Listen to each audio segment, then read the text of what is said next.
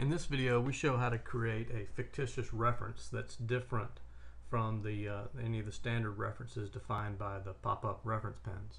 There's several reasons you might want to do this. You may have clamps or jig or fixture or something that either is at a different Z level or different XY location than the standard reference pins. But the most common reason to do it is with a router table that uses the pre-centering device that loads the panel. Those machines typically have the reference pins, the real reference pins in the front, and then the pre-centering device will pull the panel back and align it with the rear of the table. So we want a reference zone at the rear of the machine that may not be defined already on the machine. So we'll have to create that fictitious reference at the rear.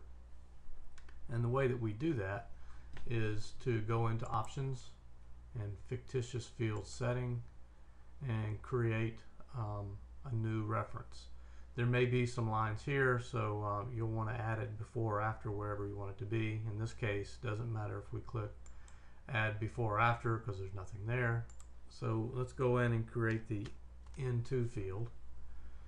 And again, since if we want the reference to be at the very rear of the machine on the left hand side, then we wouldn't give any offset in X, Y, or Z.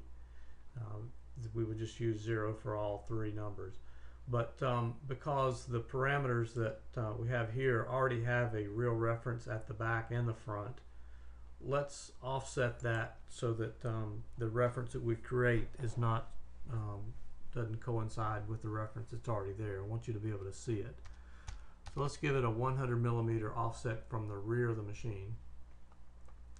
And then we're not creating a mirror field, so we leave that blank. We're not making a pulling reference, which means you pull the part towards you like you would with a front reference pin. We'll leave this blank.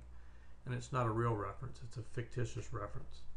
And then the value 100, that may be different. The system assigns that, so just leave that alone. And then we hit OK. And then once we've created the new reference, we have to close the list, close and reopen CNC board, and our new reference will be active. So if we open a new list, now we can see here we've got a new reference, and the symbol is different for this new reference. And let's zoom in on that.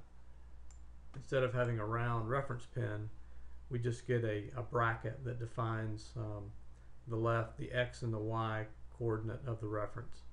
And you can see over here by our coordinates that we're 100 millimeters from the rear of the machine. And let's go in and put a part in that reference zone.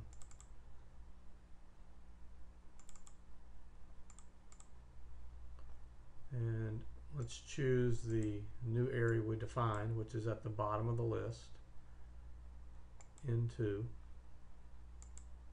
And now you can see that our part is using this new reference. If we went back and put it back at the real reference, of course it moves to the rear. So this is how you define this new reference.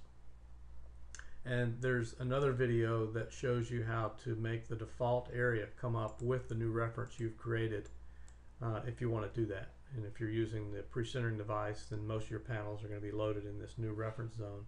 You can make this come up as a default, and there's another video that shows you how to do that.